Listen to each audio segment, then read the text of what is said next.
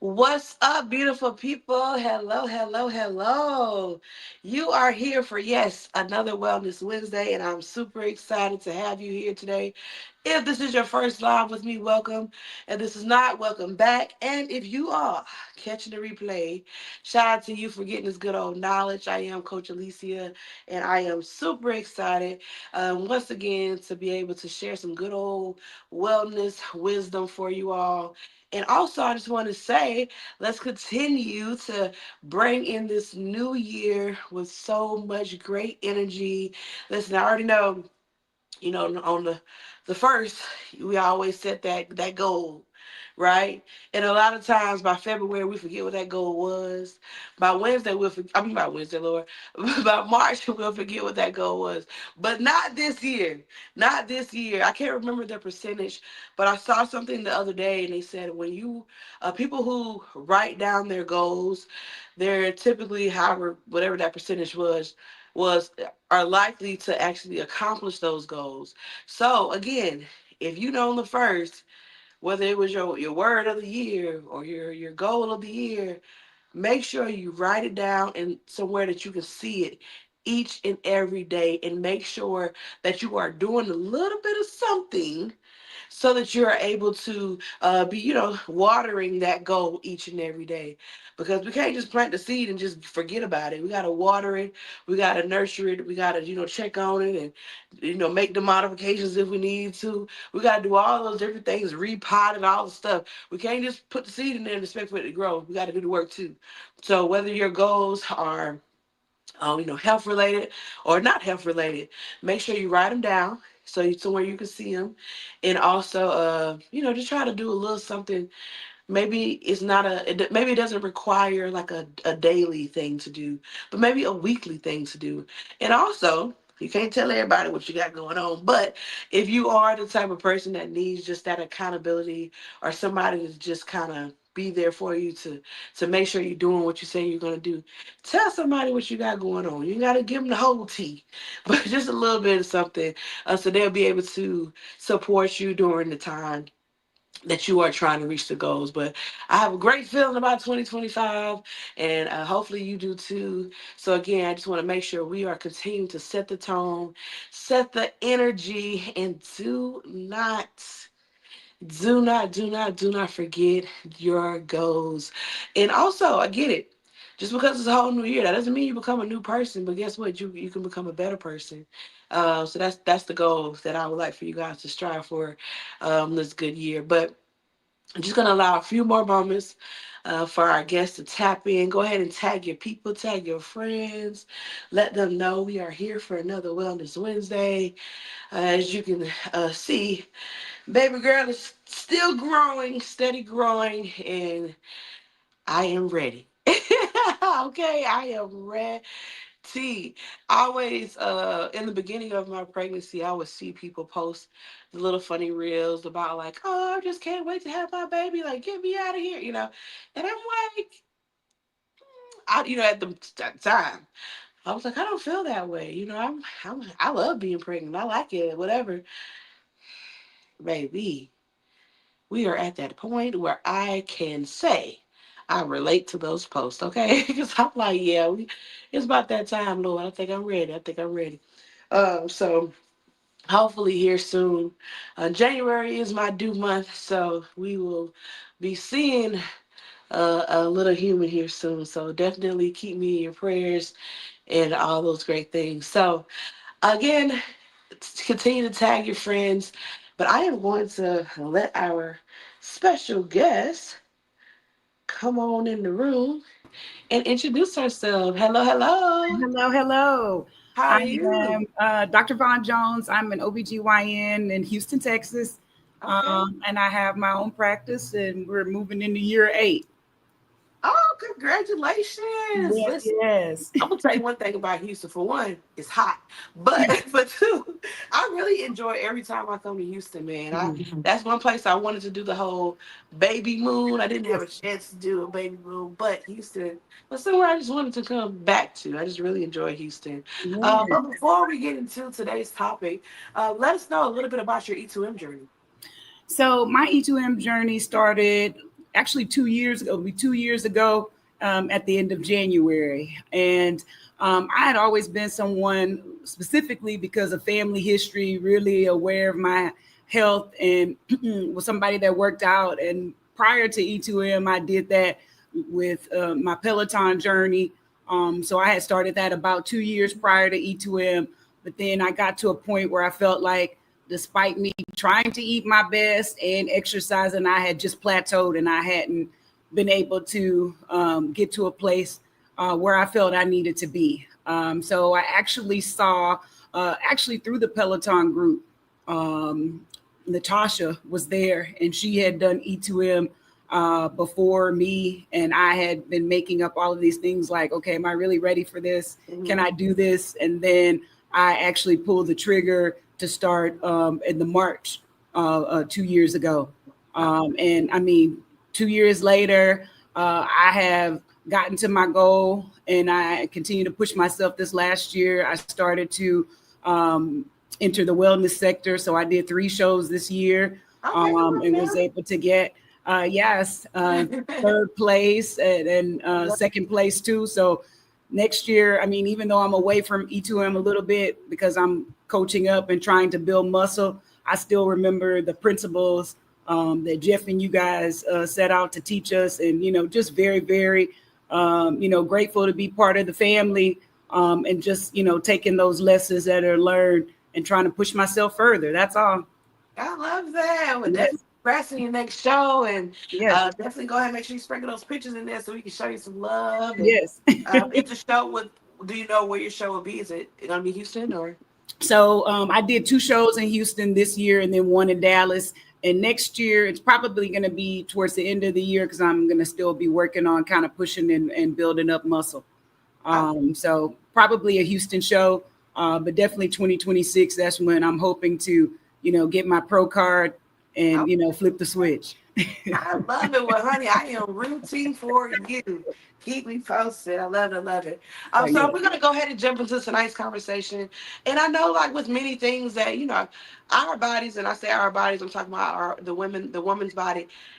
We go through some things, that a lot of people just quite can't understand. yes, If just if you know, you know. But one thing that I will say that I've learned just even from being a lady, a woman, and experiencing different things, a lot of times the root causes of these things, the symptoms can be lessened with living a healthier lifestyle. And that's something that I've learned from the beginning of time. And usually, if you have a certain situation, even if it's from like your menstrual cramps or whatever the case is, it's typically okay, changing the diet or exercising that can help those things. So, which is why I'm super excited to hear more about the topic that we're going to talk about tonight, because I'm pretty sure changing your how you live or just living a healthier lifestyle can help.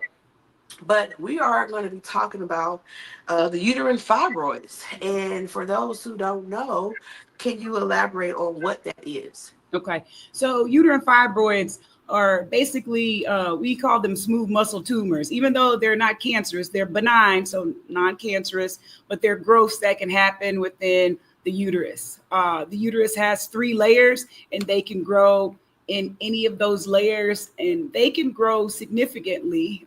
They can be as small as a centimeter, but as large as 15, 16 centimeters, almost like you're carrying a pregnancy. Oh, wow. Wow, wow, wow. And what population is at risk for having them?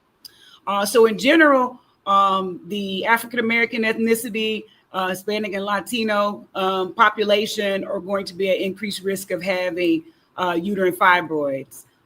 Uterine fibroids is a passion of mine. I've been studying them since I completed my training. That was almost 12 years ago. And, there's just a lot of things that we don't know about uterine fibroids. So just trying to shine a light and actually get more monies pushed towards this so we can kind of figure out the whole why. I was going to say that I know I hear about fibroids and uterine fibroids all the time, but how are they actually formed? Like what causes them? So that's a great question that we don't know the complete answer to. It's kind of like we know some of the things. We know that there is an increased risk of uterine fibroids in our population. likely due to the fact that we produce an abundance of estrogen. Now, all females will produce estrogen, but in African American and Hispanic Latino populations, we have an overproduction of testosterone. I'm sorry, an overproduction of estrogen, rather.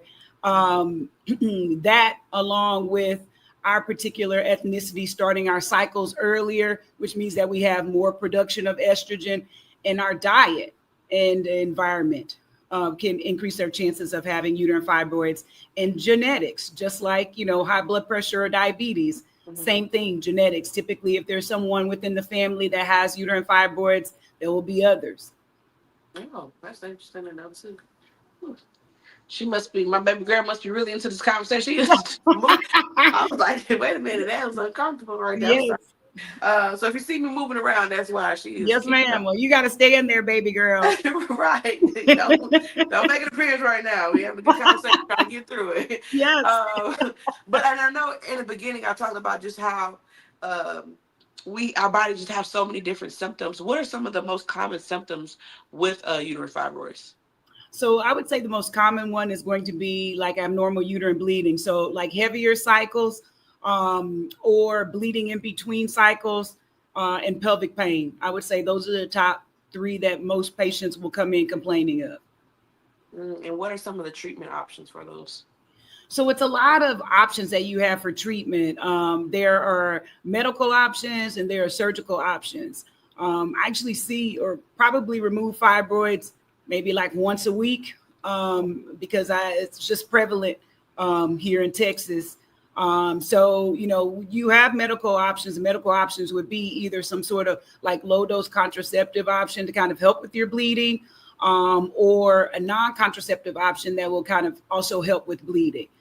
In terms of surgical options, there are options to shrink fibroids, and there's also options to remove them. So, basically going in and, talking with your provider, having imaging, and then you guys developing a plan that works for you because everyone's options are not the same. Interesting. And also, like, so if you do have them removed, what are the chances of them returning? Or is it kind of like, oh, well, once they're removed, they're gone? Or is it like, oh no, they can come back? Or So what's they can come back.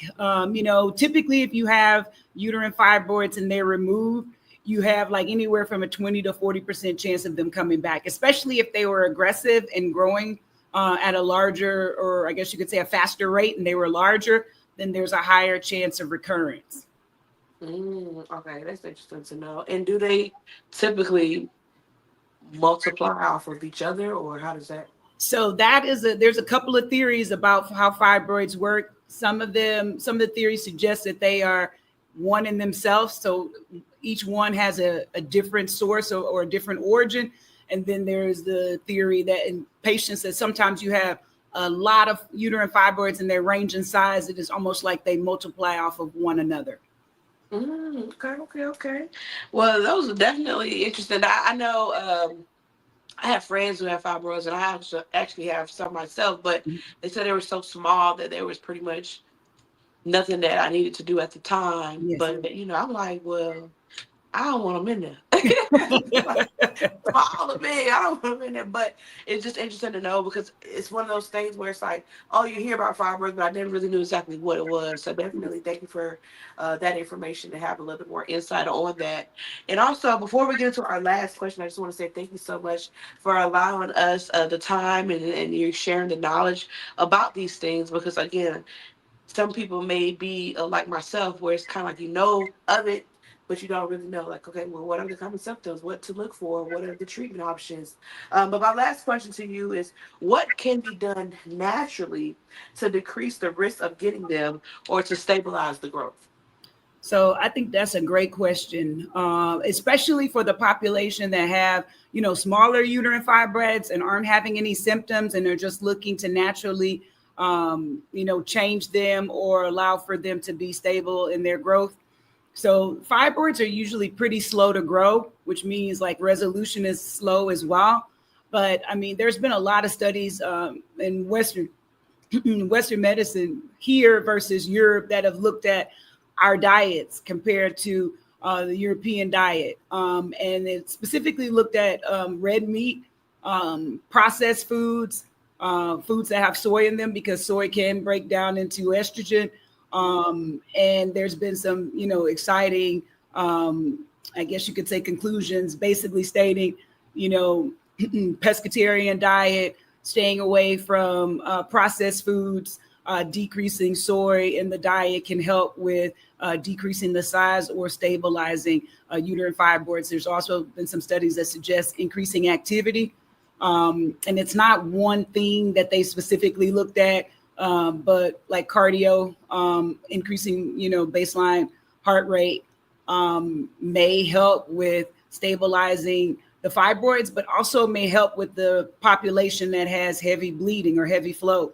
So we talk, I talk to my patients a lot about, just diet and exercise and, kind of changing the metabolism that's happening within the body to see if that will help, especially in those that don't have symptoms. And, some of those patients will say, that they're, when we're checking their fibroids, so we usually do surveillance maybe once a year or so, depending on the symptoms or the size, just to make sure that they're not growing aggressively. Mm-hmm. Um, and, we have had some patients that have been able to, like, treat their symptoms with natural options. Sound like everybody just need to eat to him kitchen and do eat to him. Yes, Eat yes, to yes. like pretty Meal much. prepping, yes, meal Uh, prepping. right, little shameless plug, but Yes, however, if you are interested in some meals, yes, yes. soy Me free, too. gluten free, yeah. Yes. What's interesting too though, when you talked about just certain diets, I know when I did pescatarian for like 3 months, Mhm, and when I tell you that was the best, my because I've always had like a heavy, very heavy, irregular menstrual cycle, mhm, and to the point, and I painful to where I'm on my knees, I'm crawling like since I can remember, uh, and I just remember that's not why I went pescatarian. I went pescatarian doing when I was doing my prep for my show. mhm, And that was the best. I'm talking about I thought something was wrong with me because my cycle was like my friend. So it was like, what? 3 days or whatever? Because I'm like a 8, 10 day girly. And I'm yeah, like, it was just the best. I mean, now I've gone back and I'm not pescatarian, but I will say that was one of the times where my body just felt really good. And I don't know how to explain it, but like my insides just felt very light and clean. And so it's very interesting just how, like you said, different foods can really play a role in just how we feel. But when I tell you my cramps weren't as bad, and mhm, like I said, the 3 day I thought something was wrong with me, mhm, because I'm like, no, mine is like a 2 week situation. Like, mhm. wait a minute, but it was lasting like from 3 to 5 days. So I guess the normal. So it's definitely guys out there, definitely make sure you pay attention to what you're eating. And if you are a member of Eat to Him, then I know you are eating good. I know you're eating, y- non-processed foods and all the great things. So, but again, I do want to say thank you so much for the knowledge today. And before we get out of here, is there anything that you would like to share? How can we stay in contact with you? I know you said that you're in Houston, so if you can just let us know your practice again, that'd be awesome. So yes, we're here in Houston. We're in the Houston Heights area. The name of the practice is Total Women's Care. I mean, you can Google us on our IG is at TWC Heights, and you'll be able to find us that way. But just really passionate about um, maternal and morbidity and mortality in our ethnicity and uterine fibroids. Those are the two biggest things that we try to focus on, just providing knowledge, because I feel like knowledge is key. If you have knowledge, then you will know more and you may be able to do more and be better. So, we're definitely, it's definitely a blessing to take care of all women. We come in different shapes, sizes, and colors, but it's an honor and a privilege to take care of women and provide them with the knowledge that they may need to make whatever decision is going to be best for them. I love that. All right, guys, listen, if you are in the Houston Heights area, go ahead and tap in, or just in general, just make sure you are tapping into your resources around you and making sure we're just having those checkups and making sure that we are good. There's nothing wrong with still checking. It's, oh, I may feel fine. Get a checkup anyway. Yeah. That's that's what I was told. And so that's what I follow. So just to get a checkup anyway, you just never know. But all right, guys, until next time, you guys be well. God bless. All right. Take care. Bye.